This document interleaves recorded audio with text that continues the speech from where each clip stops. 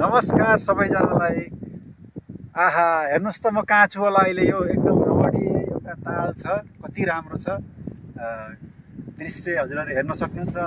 यतातिर हेर्नुहोस् न, यो बादलले छेकेको अवस्था छ। हामी धौलागिरी हिमाल एकदमै आँखाको नजिकै देख्न सक्छौँ हामीले धौलागिरी हिमाल।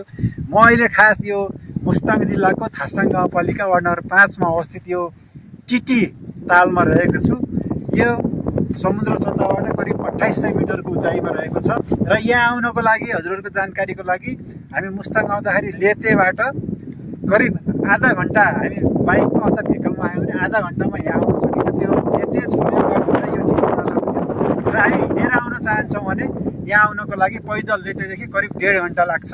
यसरी हामी यो तालमा आउन सक्छौँ। र यो ताल एकदम ठुलो छ। हामी मुस्ताङमा आउँदाखेरि प्राय सबैजना चाहिँ दुम्बा ताल चाहिँ यो जोमसोङको नजिक रहेको ठिनीको गाउँको नजिक रहेको दुम्बा ताल जान्छौँ।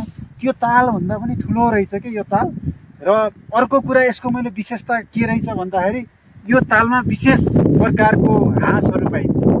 जस्तै यो लेक हर्न प्रजातिको लेक हर्न डक भन्दो रहेछ त्यो हाँस। र अर्को एउटा प्रजाति, मलाई ठ्याक्कै त्यसको नाम आएन यहाँ, त्यो प्रजातिको हाँसहरू हामीले त्यहाँ मजाले यो पानीमा चाहिँ तैरिरहेको खेलिरहेको देख्न पनि सक्छौँ।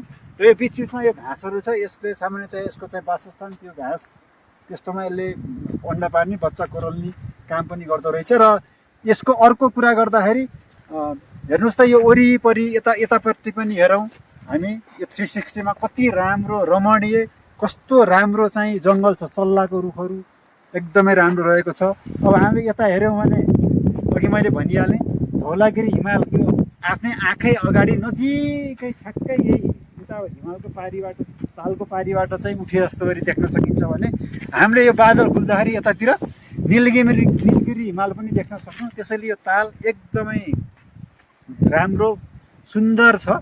हजुरहरू मुस्ताङ आउँदाखेरि यो तालको भ्रमण गर्न नबिर्सिनु होला।